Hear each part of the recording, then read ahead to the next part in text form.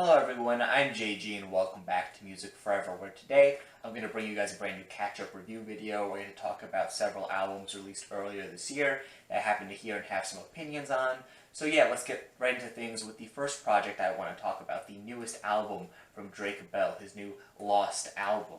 This was a project that I really was not expecting at all, but one that I was really happy to get because I like Drake Bell. I first was exposed to him on the show Drake and Josh, which was an important show in my childhood, I guess you could say, one of the shows I watched the most. And when it comes to the first two albums that Drake released while working on that show, I think that they're really fun pop rock records. Nothing that's super groundbreaking or anything, but still really enjoyable and fun projects.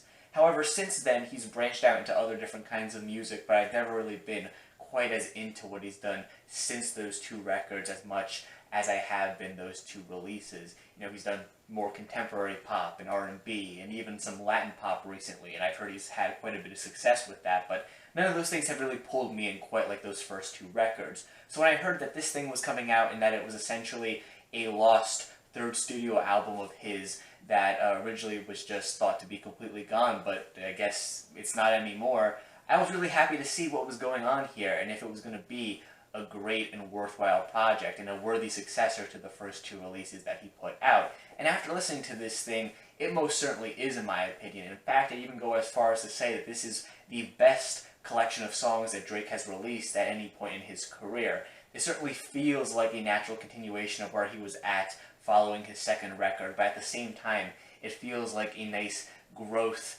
coming off of that project too. There's lots of neat little new ideas packed into this project too, while it does, still retain that core sound that made those first two records enjoyable to me. The sound of this record is pretty typical for Drake Bell, I'd say, at least compared to his first two releases. Pretty straightforward, pretty to the point, power pop and pop rock. However, he does, have a few tricks up his sleeve here on this release, some new ideas and stuff that he hasn't done on any of his previous releases that just make this thing just a little bit more interesting and refreshing to listen to.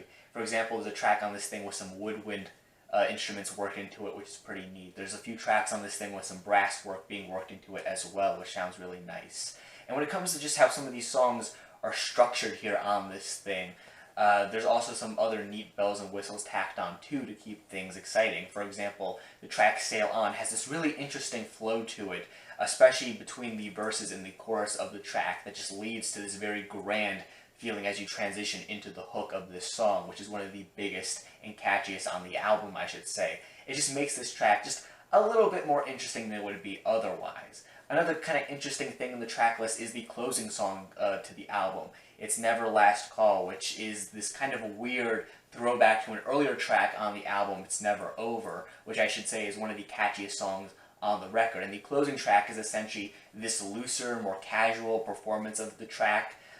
It seems like an idea that would be kind of redundant, especially when you take into account that this isn't a particularly long album. However, it just ends up working rather nicely, I feel. Maybe it's just because the original song that appears earlier on in the album is just one of the catchiest and the most fun on the project, and it does appear towards the start of this thing. But, I don't know, the closing track to this thing is just this really fun, casual farewell from the project that I just feel like fits the album so perfectly. It fits the mood just right. Something that does end up returning here on this project that was on previous Bell releases is the amount of really catchy, fun hooks on this thing. Really every song on this project has a really catchy hook tied to it, and when you take into account how simple and straightforward a lot of these tracks are, you just get fun track after fun track after fun track on this thing, and it just becomes a really pleasant listen, especially when you take into account that, as I said before, this isn't a super long album overall. It's certainly an appropriate length for an album, but it's not excessive, it's not bloated. It feels like the perfect runtime, really, for this kind of music. So overall, I think the Lost album is a really great project. Like I said before, it's really catchy, there's lots of really interesting ideas packed into these tracks, the instrumentals on this thing are all pretty solid, you get a good amount of variety in the track list here too. You have your upbeat fun songs, you have some sadder tracks, some slower tracks, some more bitter sounding songs too. Just a good amount of variety here to keep things exciting. And it has some of Bell's strongest performances too, I should add. His vocals on this thing sound really great. So yeah, overall I think this is a pretty great album, and I think it's a worthy follow-up to the two albums that were originally supposed to precede it. and even just compared to some of the recent output that Bella's put out, I feel like this is the strongest batch of songs that he's dropped in quite a while, maybe just even as a whole. It's just a really fun project overall. Again, I'm not necessarily sure I would call this thing super groundbreaking or new or anything in terms of its overall sound, but it's just really fun, and if I'm looking for some fun music to listen to, I could certainly see myself coming back to this thing in the future. So if you're a Drake Bell fan, if you like some of the music he was putting out around his days on Drake and Josh, then I think that this is a project you should certainly listen to, because it's really fun, it's really catchy, and there's certainly stuff to enjoy here. So yeah, check this out. Moving on, the next album I'm going to talk about is the newest album from Ka, Descendants of Cain. This is a project that I checked out because I've heard good things about Ka over the years, though I never gave a listen to one of his albums until this one. Though I'm happy I did, because I ended up enjoying this quite a bit. It's just an album that appeals to my personal taste when it comes to hip-hop quite a bit, especially when it comes to how Ka writes his lyrics here on this thing. His lyrics on this project are really dense. Oftentimes lines on this thing have multiple meanings to them, and it just leads to a lot of re-listenability when it comes to this record, or rereadability if you just want to read the lyrics by themselves. You're just going to be going over the lyrics a bunch here on this project if you want to take everything in. If you're a listener who likes to do that, you're going to have a ton of fun with this record. And when it comes to what Ka is actually talking about here on this project in his lyrics, it's very interesting as well. He's, using stories from the Bible, mostly the Cain and Abel story, as well as other stories relating to Cain, to essentially tell or, describe his life growing up, street life, things of that sort. And he's essentially making parallels between the two in order to get his point across. And this is where a lot of those double meanings I mentioned earlier come into play. And it just leads to some pretty interesting takes on this topic. It's certainly a topic that other rappers have covered before, but the Cain and Abel approach to it is really interesting, and it's really fresh too. I think the big takeaway here on this project that Ka wants you to leave with is him essentially comparing the Cain and Abel story, where Cain murders his brother Abel, to people within his own communities murdering each other, brothers killing brothers. It's a topic that's brought up on the song Solitude of Enoch here on this thing. And obviously it's a reference to Cain and Abel, but looking past that surface level thing that he's trying to allude to, it's something that's, he's talking about his own community here on this thing, the descendants of Cain essentially being his own people, and how this violence is just this reoccurring concept here as a result of this. I've also thought that maybe the Descendants of Cain concept here is a reference to cocaine as well, as that's another thing that unfortunately has plagued black communities as well, especially with things like crack cocaine in the 1980s. And I have to wonder if he's saying here yet again that they're the descendants of Cain, in the sense that this is another thing that has just had influence on his people over and over again throughout the generations. I think it's a pretty interesting idea. Like I said before, many rappers have tackled these topics before, but I don't think any have taken it in the way that Ka does here with the whole religious aspect of things. So overall, I think what Ka is trying to do here lyrically is pretty interesting. All the tracks on this thing go off on their own more unique subjects, but I think each track here does its own job pretty fantastically with getting across a point, though of course you're going to have to dig through lots of double meanings and stuff through all these tracks to get to what each song is talking about, though I think that's part of the fun here on this record. I especially like the closing track to this thing too, I should say, which is a song that's dedicated to his mother, his wife, as well as his friend, and it's just a bit of a more personal moment on here on this thing. Not to say that the rest of the record isn't personal too, but the closing track here is a bit more upfront with how personal it is. It's a bit less coded, and I think it's just a nice closer to this thing as a result of that. Ka's flow here on this project is pretty great too. I like how it pairs up with the instrumentals as well, which are these pretty dark, nocturnal, kind of quiet beats, which I think suit Ka really nicely. There's lots of guitar and some bass work, sparse drums and keys as well that make up a lot of these instrumentals. And they all have this nice, kind of quiet sound that I enjoy, and they allow for Ka's voice to really be the centerpiece of this record, and it allows you to focus in on what he's saying, though of course I should say that even with you focusing fully on what he's saying here on this record, on your first few listens, you're not going to get everything that he's saying. But I just really like the sound of this record. I love the production here on this thing. I love how it, mixes together with Ka's voice. And I love how it has this kind of quiet, reflective sound to it. And I like how this record isn't one that has a lot of filler or fat on it. Every track serves a purpose, every track is enjoyable. None of the songs on this thing are super long either, and the record as a whole isn't super long too. But I think it works to this project's advantage because, while I wouldn't say it's a super long project, there still is a lot of content to digest here on this thing. Like I said, you're going to have to give the lyrics here multiple read-throughs or listens through to really digest everything that's going on, but that's part of the enjoyment here of this record, I feel. And I don't think this record needs to be super long or padded out with a bunch of filler for that to really shine through. I think the shorter runtime here works, and it just leads to this thing being more compact and enjoyable. So overall, I think this is a pretty great hip-hop release. I love the lyrics here on this thing. I love Ka's approach to talking about the subject matter here, and I love the religious connections to everything that he makes. And I love how dedicated he is to it here on this project too. I love the production here on this thing. I love the sound of the record and how it mixes with Ka's voice, and I love his flows too. Overall, this is just a pretty great release for hip-hop fans, especially if you like this kind of dense, wordy, kind of hip-hop like I do. If you like this kind of content, make sure you give this record a listen, because there's certainly stuff here you're going to enjoy. Moving on, though, the next project I want to talk about is the new album from Rina Sawayama, which is a project I decided to check out because I heard it was a fun pop record. And coming into this thing, I expected a pop project, and while that is what I got here with this record, I got a lot more at the same time. This is definitely one of the most interesting, fun, and best pop releases that I've heard this year so far. On the one hand, this record has a lot about what I like in pop music, but at the same time, there's just so much more going on here in this record from a sonic standpoint, when it comes to the lyrics and what they're trying to say, when it comes to the overall concept of this record too. There's just a lot to digest here on this project, even though on the surface, it's also just a really fun pop record at the same time. When it comes to the sound of this record, like I said, there's a lot going on here. You'll have some tracks that feel a bit more conventional when it comes to pop and R&B tropes, but at the same time, there are some songs on this thing that are just completely different too. Most notably, there's some tracks on this thing that have a bit of a rock influence to them, and even just the third track on this thing is pretty much just a straight-up nu metal song. And it's a pretty great nu metal song, I should say. I love the heaviness of this track. I love how it meshes with Rina's voice here on this thing.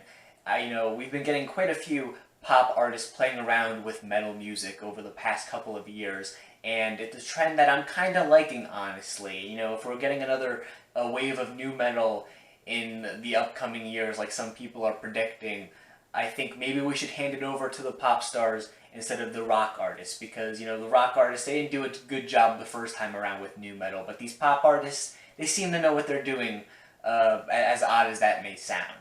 That's not the only song on the record, though, with a bit of a rock influence to it. The second track is another moment on this record with some rock influence. The track, Who's Gonna Save You Now, that comes later on in the album, is this big, anthemic, rock-influenced track, which I also really like.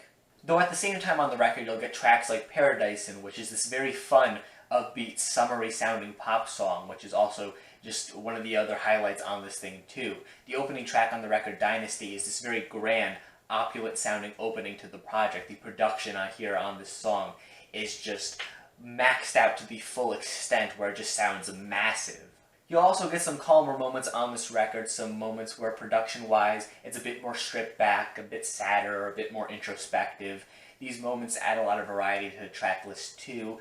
And something I really appreciate about this album is that despite the fact that there's so many sounds present here on this thing, it never feels too all over the place for its own good. Something about the way that this track list is sequenced, it allows for everything to flow into each other really nicely. You don't get a nu metal song followed by something super poppy or upbeat or just out of place. It all flows together really well.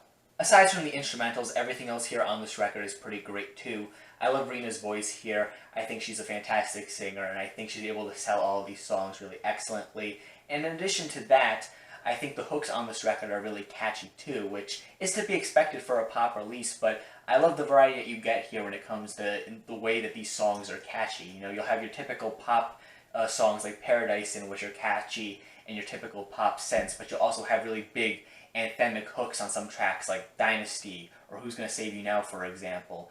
It just leads to this album sounding even more diverse and interesting than it did already.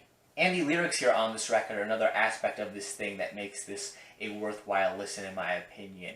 You have some recurring themes on this project of family and breaking away from maybe pre-existing ideas when it comes to things like family and tradition and things of that sort that may be a bit toxic or just not all that good all around. The opening track to this thing, Dynasty, is a song that I think serves as a nice thesis for this record because it encapsulates a lot of what I just said there before, the concept of family, lineage, and trying to break away from those things, as I also mentioned before, in the most grand, opulent, and catchy way possible. It's a fantastic opener, one of the best tracks on this project overall. And when it comes to the lyrics on the rest of the project, you get quite a bit of diversity, but it all ties back to these ideas really nicely too. Some of the tracks here lyrically have a bit more of a carefree, fun feel to them. Some tracks on this thing are a bit more sad and introspective. There's moments on this thing that are filled with anger, especially on some of those heavier tracks that I mentioned before. Lyrically, there's quite a lot going on here. There's some of my favorite tracks from a lyrical standpoint, with the exception of Dynasty, which I already mentioned. The track Chosen Family is a really cool moment here on this thing where she's essentially talking about finding family and people that aren't actually her family, you know, friends pretty much, but you know, they're so close to you that they're basically family, especially when the actual family that you have may not be there for you or may not care for you in the same way that those friends do. The track Excess is another cool moment on this thing lyrically where she's essentially talking about excess, but I feel like there's a kind of playful twist on it here in this song that's really enjoyable, especially when it's mixed with the kind of quirky production here on this track too. Overall, this record is just really fun, really creative, and really interesting to listen to because, like I said before, it is a pop record. There is really catchy hooks here on this thing, and there are some really fun moments too, but at the same time, there's so much more going on here on this project too than what you typically find in most pop records. There's more going on here on this project than what you typically find in most experimental or indie or kind of out there pop releases too.